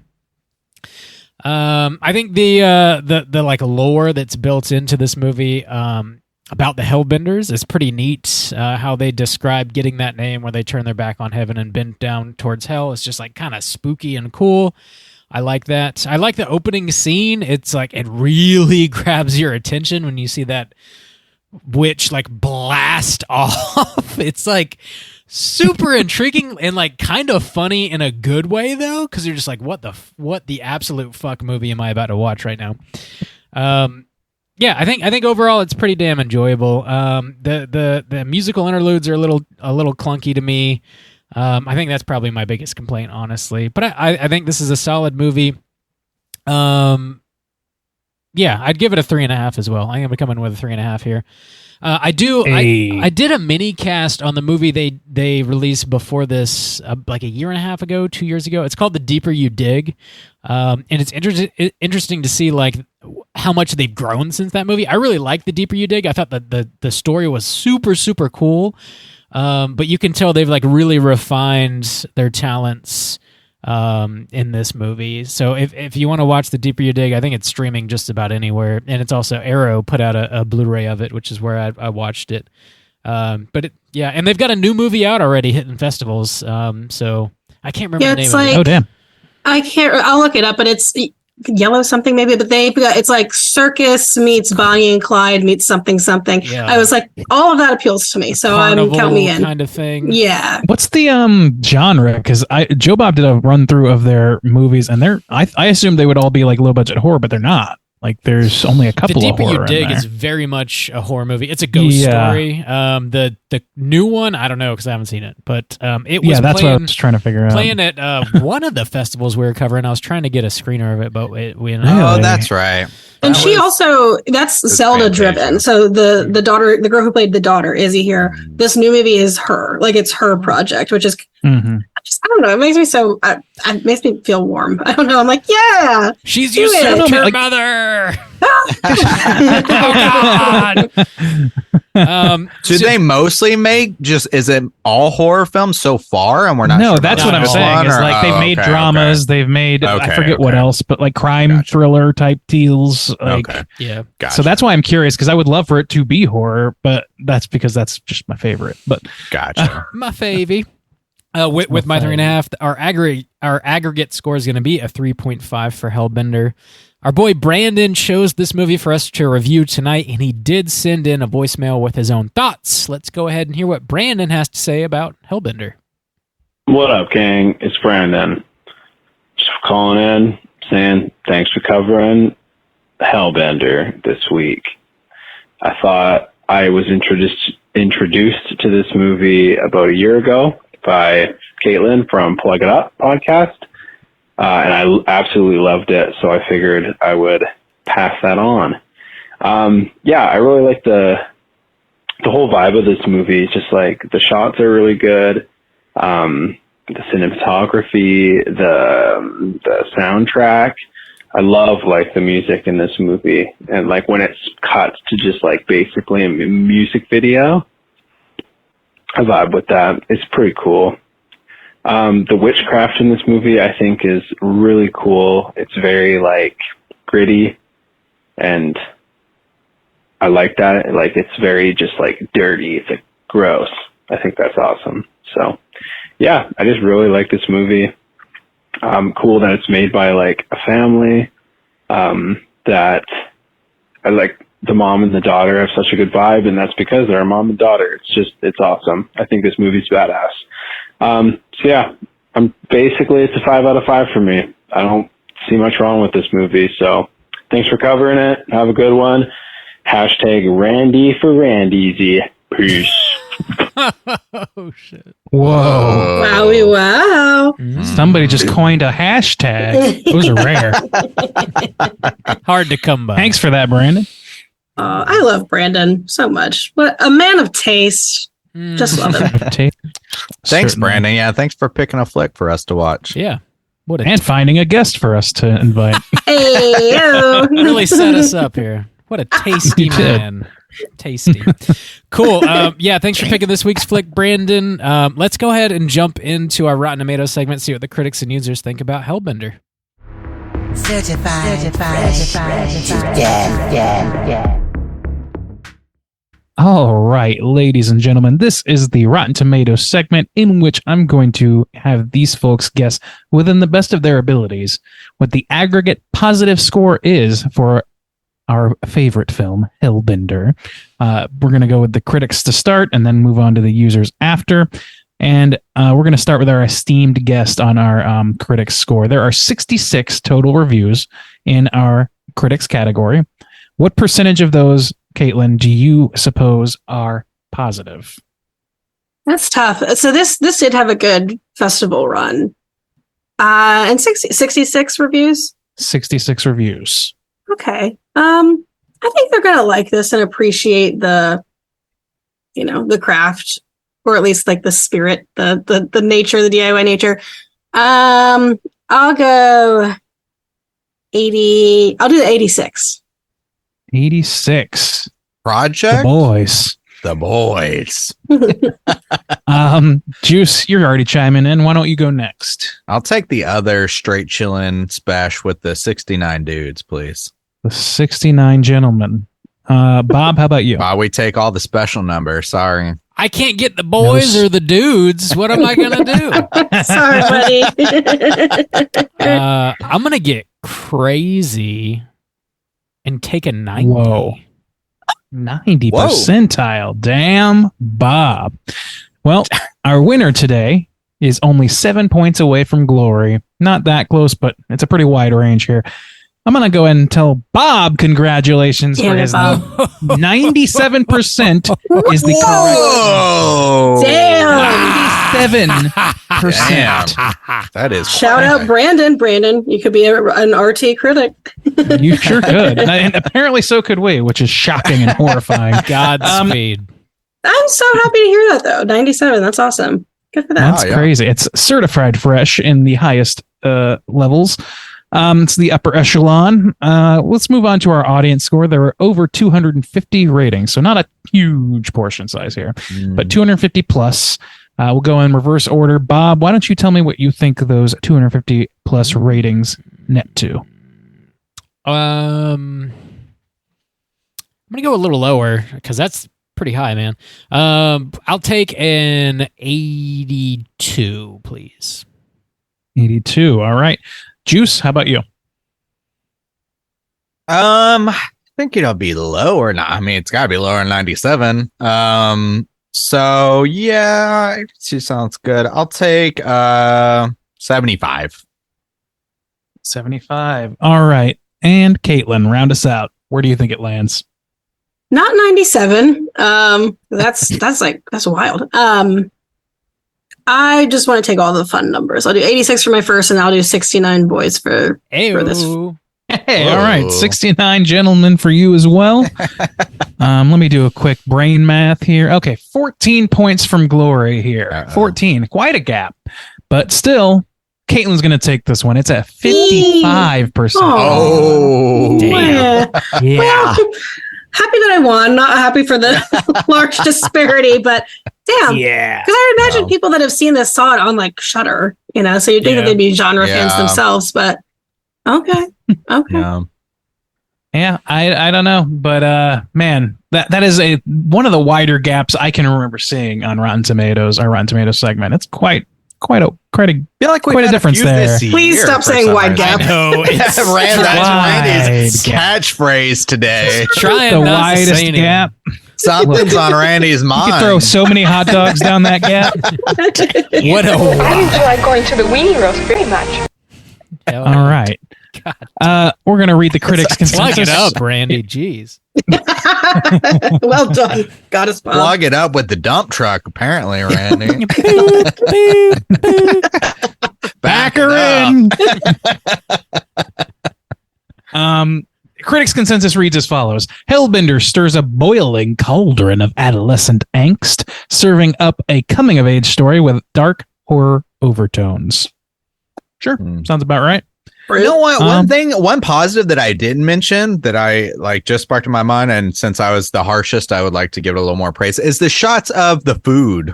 The plates almost had that, the bear, the menu, the menu type of look or whatever, but it was just pine cones, singular dry ass twigs. When I first saw that, I was like, am I stoned? What am I seeing here? What are they eating? Is that they were stoned. When she's eating like the finger, and then it cuts back, and it's just like a twig, and she's like, And now for the anger portion of the evening, I'm going to read some negative reviews because sometimes they're funny and sometimes they make us belligerent and therefore funny. Here we go. Let's see what the haters have to say on the subject. This family-made affair pummels you with pretentious symbolism and irrelevant horrific imagery to create a film that screams, "We are a family that does not need your approval." Though it is utterly uncompromising in this case, a little compromise would have been a great help. For instance, having a trace of story instead of just being glorified music video for the family band might have made something other than the longest hour and 20 minutes of my life. Wow. Boo-hoo, your 80-something minute movie. Boo-hoo. Man, nothing there's touches of maybe some true, like the story that I kind of mentioned on, but I feel like the review is more pretentious than he's making big time. To be pretentious. Jerk off, fuck you. Fuck you. Fuck you. You fuck off. He really goes after them for not needing his approval, and that really just stuck in his dick. Why don't you want my approval? You think you're better than me? I am a man and a critic, and I deserve your respect. Mine. Yeah. Fuck you. Anyway. That was a user too, so I'm kind of going hard on just random people. Anyway. One more negative review. This is from a critic, and I have not read it yet. Piling on flashy visual gambits and gratuitous musical showcases. Yes, the Adamses have a band too, creating a too busy, self-congratulatory whole that lacks narrative momentum and suspense. Self-congratulatory sticks out as being horseshit, doesn't it? Too busy? Too busy is not what I... not too busy. Yeah. But I mean, it seems everyone's kind of critiquing the band aspect, which I think we all kind of touched on, and the narrative aspect, which I kind of brought forward. Yeah, but like So, yeah. too busy is not what I would Not characterize too as big. No, narrative. that is not correct. Yeah. That is man, there's This just a movie has couple of two weird pool choices. scenes. What the fuck? Too busy. How am I supposed to keep this straight? I can't keep all these characters straight. There's 4. They go I don't swimming. even want to be around anymore. Damn. All right, that's our Rotten Tomatoes segment. Bob, how's that trivia looking? Hey, we covered most of it in our review. So let's just go and skip it over. We're running a little bit long. Let's talk Cooter of the Week.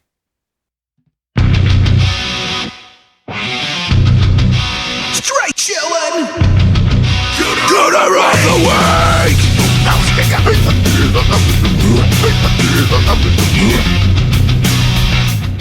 Juice, what is a cooter and why do we hunt them?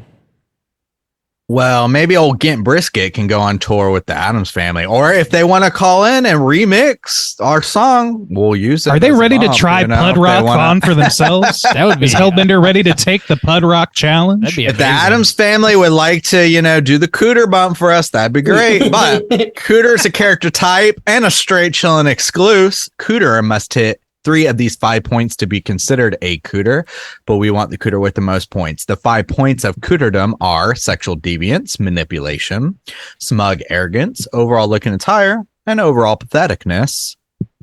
We got a Cooter and Hellbender. There's not a lot of characters. So Yeah, it's gonna pretty be thin tough. pickings. Maybe Yeah. the mom, I guess, would be the closest. She's the most likely manipulation. Yes, that one for sure. Yeah. But like, Okay. not a lot of sexual deviance in this in general. No, by anyone. No. No. They dress normally considering. Smug they're, arrogance for the mom. Even their. I don't know. She seems kind of humble. Yeah. Yeah. I wouldn't go arrogant for mom. Especially too because her whole thing is like, let's not flash our power around. Let's just use it for Yeah. our own She's- kind of personal enjoyment. She reminds me Let's of- get high.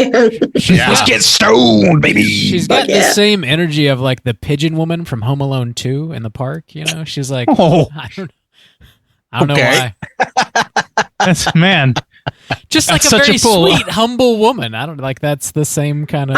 This movie needed a Tim Curry to fill the Cooter role. You know, Yeah. really needed. I don't like the pool homeowner guy because he's like, I mean, to be fair, people broke into his property, but Yeah. he's kind of a dick. What an Yeah. asshole. Let He's these kids ass. shit in your pool. Why are you kids in my pool? Fuck this guy. I'm not You know using what? it. That drum can't, set like, is own antique. property, man. Is Amber? gonna be cooler? Yeah. Yeah, I was about to say maybe She's like, Amber. oh, you have an STD. Yeah. Yeah. Amber is the other one. Like, I don't know. She's got I don't know if we get enough to know about her. A little Yeah, arrogant. we don't get a lot. A little bit of arrogance and maybe like some manipulation with the worm situation, but it's more the guy who's kind of pushing Ancient. that. Yeah. Yeah, I don't know. Cooter This free? movie might be too thin. Wow. Yeah, it might be too thin on the There's not enough in Free? here. Yeah. Yeah. All right, Cooter I think it's free Cooter free. since 2023. All That's right. the way to be. Got lucky this time, Adams Family. Bring the Cooters next time, okay? Maybe Boot they it do. up. Maybe they I do. want to see a Cooter by Adams's. Let's do a real quick round of what we've been watching this week. Hey gang, what you been watching? Caitlin, what you been watching? I watched The Pope's Exorcist finally because it's now on Netflix. Exorcist. Love it? Yeah. I thought I liked it more than I thought I would. Russell Crowe was having a good old time. I feel like, I don't know if he knew Italian before this, but I feel like he was like, if you pay me to learn Italian, I will go so hard on this role and I will just chew it up. He was great. baby. I don't know that all the acting was great, but I liked it more than I thought I would. The Russell Crowe show. Yeah. It was. Yeah. He seemed like he was having a great time, and I'm just happy for him. Yeah. Did the Pope get swole? The Pope From all the is exercising? jacked. He's yoked. Dang. Hell yeah. I flew through Letterkenny. I've been really enjoying Letterkenny, and now I am on to Shoresy. So that's mostly what I've been watching. I think. Be watching Baby Ruby tomorrow, so prep for my episode with Soju. So Ruby. Yeah, I haven't rewatched it yet either, so not on this week's list. Yeah. Sweet. Ray and Deezy, what you been watching? I'll try and be brief. Zelda Tears of the Kingdom, very, very good game. They cloned Tyrone. Oh, you had that. I know. Did you know that I am a fan? They cloned Tyrone. I really like this movie. I don't know that I even really had it on my radar before it was heavily recommended, like from all sides, and I was glad it was. It's basically like somewhere between Sorry to Bother You and They Live. It's fucking great. Righteous Gemstones. I've finally got back into the pool on that one. We're starting season 2 very soon. I'm excited to get more of that.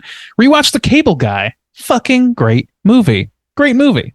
Nobody need to cover that can tell me this different. cast. I'm down. I would love to. I'm down. You picks also coming up. Maybe there, like maybe I'll become a patron. Randy's gonna get it. That's the way. Yep.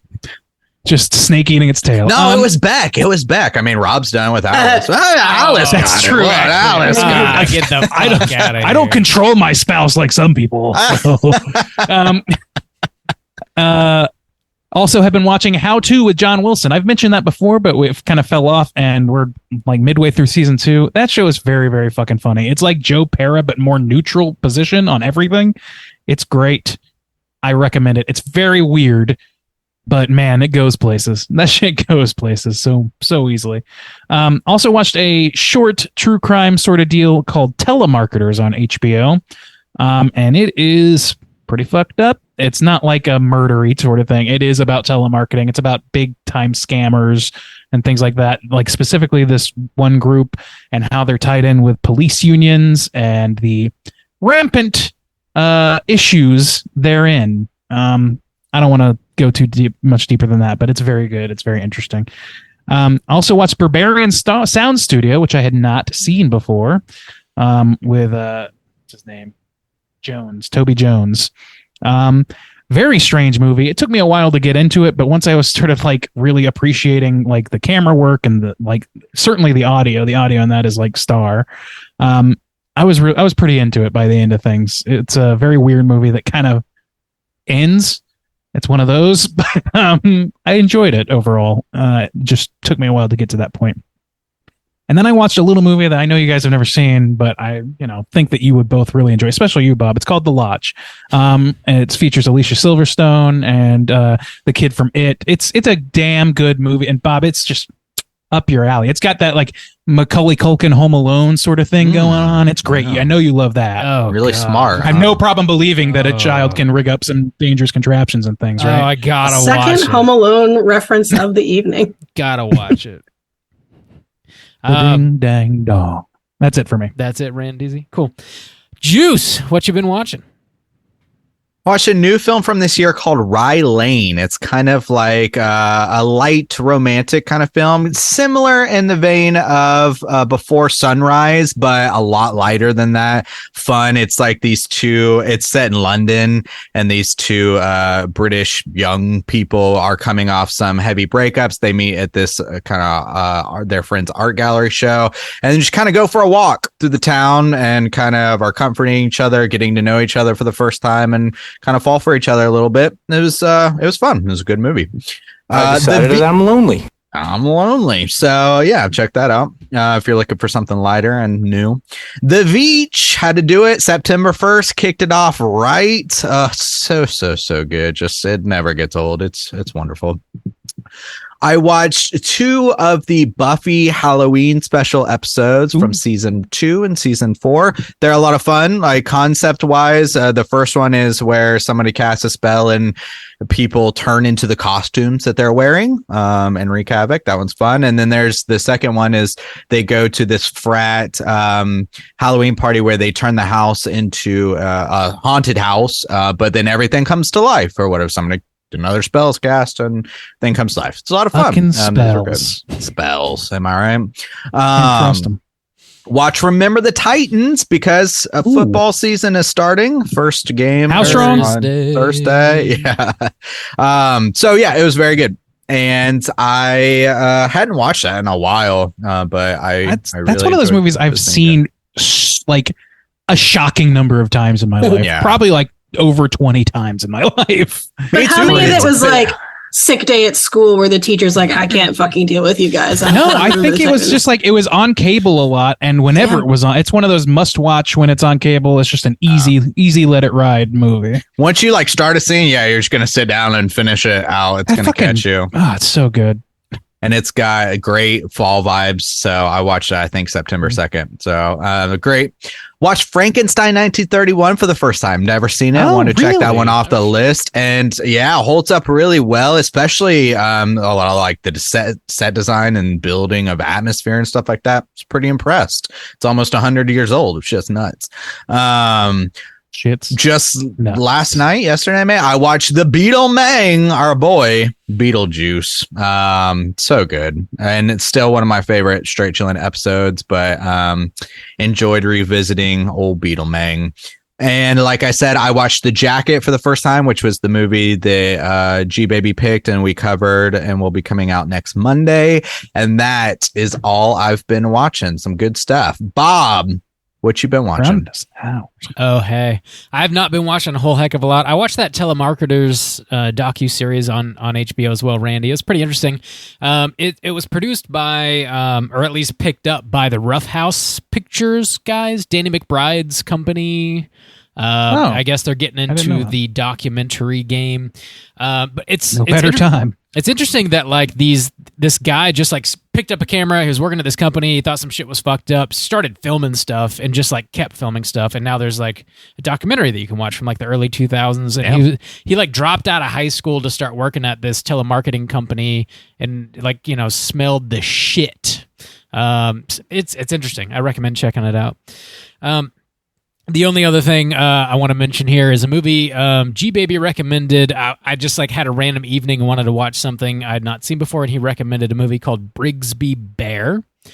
And I think I found it on Hulu. I'm pretty sure it was Hulu. This is from 2017, and it's like a comedy drama, and it's got a similar kind of like DIY kind of spirit to it that Hellbender has. It definitely had more of a budget behind it, but it's basically about this guy who's like, he's probably late 20s, maybe early 30s, and he is living in sort of speaking of Biodome, kind of like a bubble situation.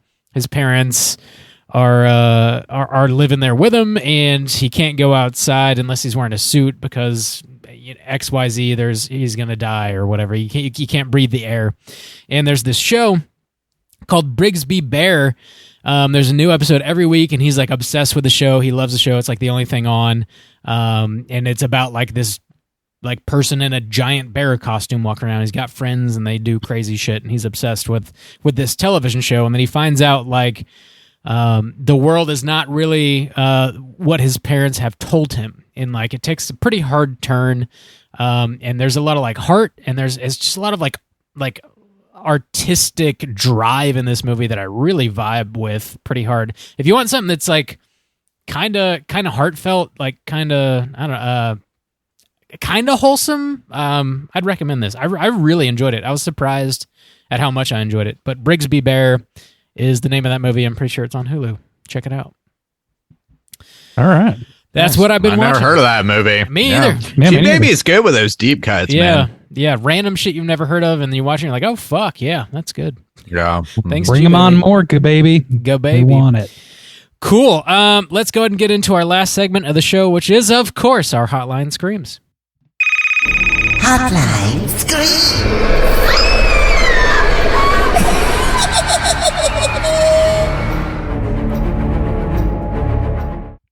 If you are listening and would like to call in and leave a voicemail to be featured on next week's show, hit us up at 904-638-3231. We got one voicemail this week. We're going to hear from our friend Heidi. Let's hear what she's got to say. Hey crew, what's up? It's Heidi calling, or Heidi Bird, calling you guys back. I wanted to talk to y'all about your prompt of spooky season coming up. But first, I guess I wanted to call because right now I'm at the airport the Austin airport, waiting for my sister to get here. It's very late, and we're heading out to a bachelorette party, and it sounds like, Bob, you just were here doing the same thing. Was your own? If so, congratulations. And, anyone that accepts a ring from Straight Chilling Crew's gotta be one lucky bitch. So, congrats, man. If it was your bachelor party.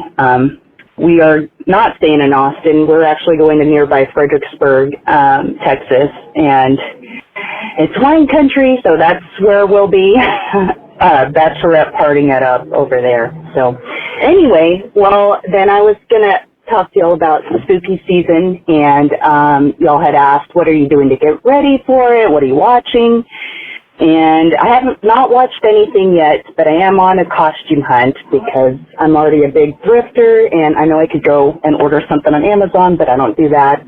So, anyway, I have already found a skirt, so I want to go as Pearl this year, and I'm hoping to find, some pieces for that red dress look she wears.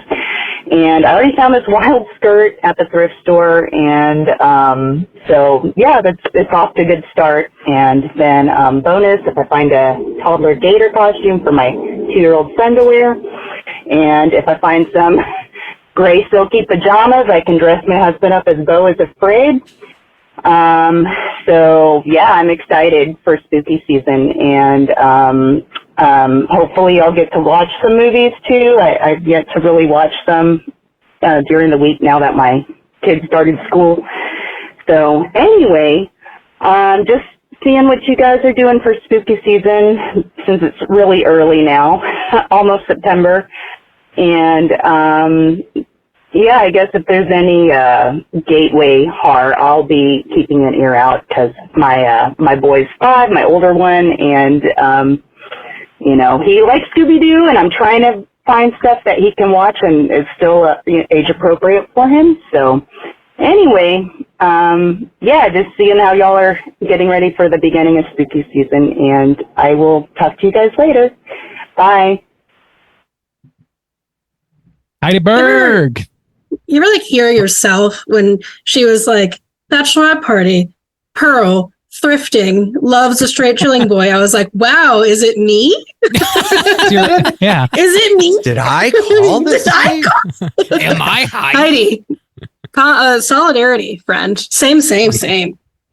Yeah, that Pearl costume is a great idea. I don't know why I didn't think about that. And also, so is the Beau is Afraid idea. That's extremely simple. That is with that, just they get those silk pajamas. Comfortable. You can enlarge your testicles, That's a comfortable one too. Well, check. You're gonna need some accoutrement for that, certainly. I love the dressing up her kid as the little alligator. I think it's a fantastic idea.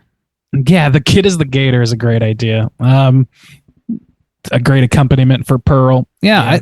I don't know. Like my Halloween plans are still undecided right now, but I'm getting costuming together. Not sure what it's going to be, but I think I'll reveal it on Chilloween. I don't think I'm doing it until then. Nice. When are you guys going to start decorating? I'm dying to decorate. I live with someone yet. who wants to steal my fun and not give it to me until a certain date that is undetermined. Withholding, eh? Very withholding, yeah. The power dynamic.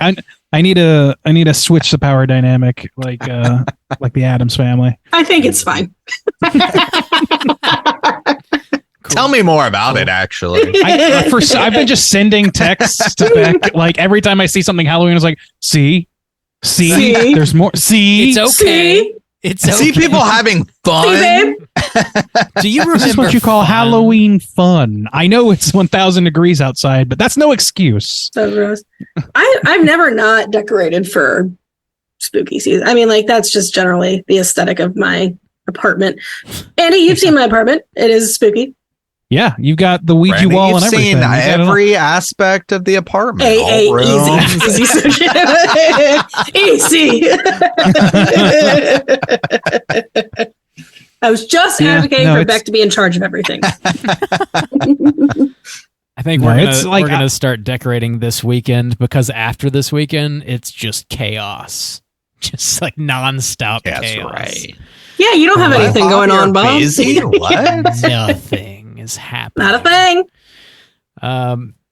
Yeah. I'm working on my costume too. I'm making it. But yeah, I'll probably not disclose exactly what it is either just yet. You got a costume picked out, Caitlin? Not yet. I applied to do a talk at a horror convention that's happening that weekend here in Richmond, the weekend of Chilloween. So I don't know. I hope to get that. That'll be like my big plan. I'll throw together a trivia for Richmond here, and I don't know. I've been on such a Letterkenny kick that I'm like, I want to go. I'm like, babe, what if we did a couple's costume as Stuart and Rolled? It's like, no one wants that but me. But I'm into it. So. Do it. I always find myself trying to do characters that are like not remotely spooky in any conceivable way, but wear comfortable clothes. There you go. I really wanted to be a Guillermo from what we do in the shadows, because I was like, but I would get too hot in that sweater. Yeah, exactly. Yeah, I don't want to be wearing masks. I don't want to be taking off my glasses. I had 3 costumes last year, one of which was Lizzie Borden, and I had like blood all over me, and I was like, never again. This is too much. Sticky. Hell yeah. Yeah. I think the last thing she mentioned was like a gateway horror, like stuff maybe she could show our kids. You guys have any recommendations for that? I mean, it's a good question. I would say Beetlejuice, but I think she said he was 5. That might be too young for 5. Definitely Over the Garden Wall if you haven't. Garden Wall. Casper, am I right? Casper. Yeah, you could do that. Paranorman is a good one. Frankenweenie, the Vici. Really any of those. Coraline's fantastic, yeah. Texas Chainsaw. Return to Oz if you want a traumatized child. Yeah. The house with a clock on its walls. Hocus Pocus. Walls, whatever it is. Hocus Pocus. Yeah. 5. Ghostbusters. 5 is pretty young. Ghostbusters might be a little like E.T. maybe. E.T. gets kind of E.T. spooky, but yeah. E.T. is scary. Yeah. Thought E.T. is scary. Yeah. Yeah. I don't know. There's quite a few options out there for sure. American Psycho.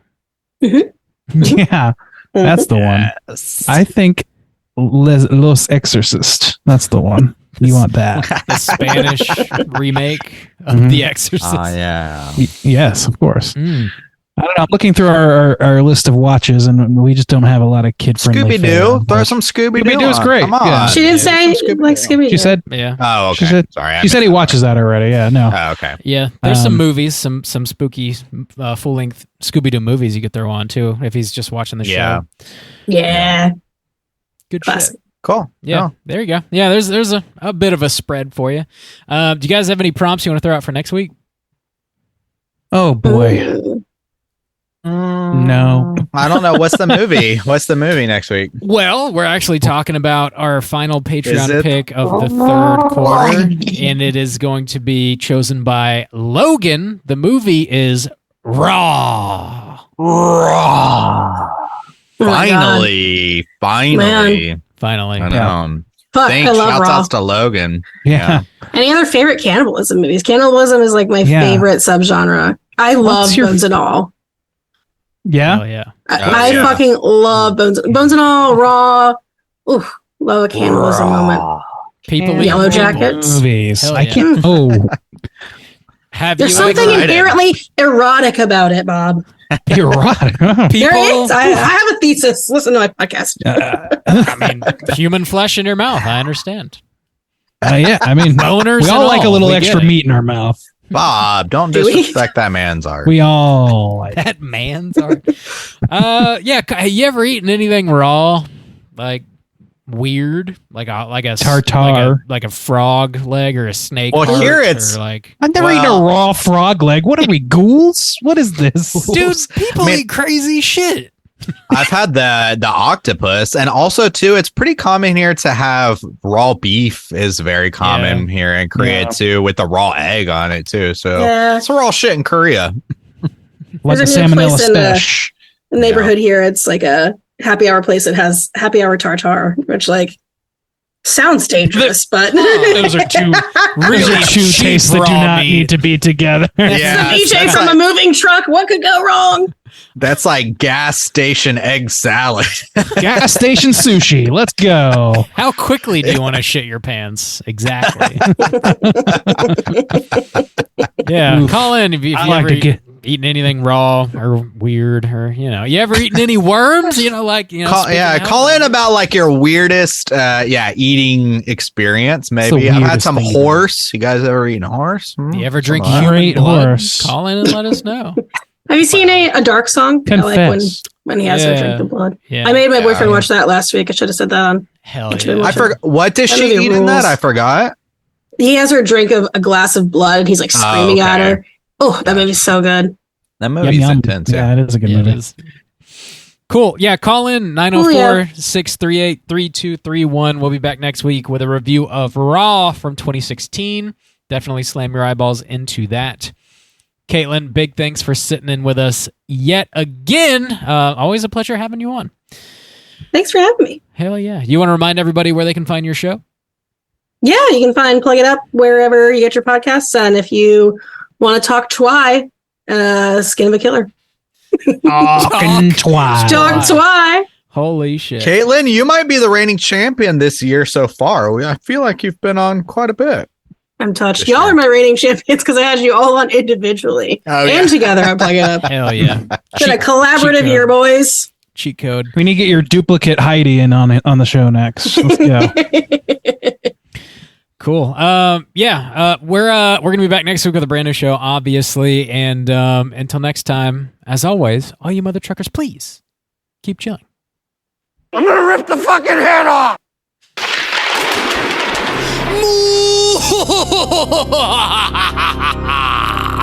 Gather round, all you ghastly ghouls, and kick off this Halloween season with scary good music and even scarier movies. Monster House Records is a brand new vinyl record retailer specializing in punk rock music and horror movie memorabilia.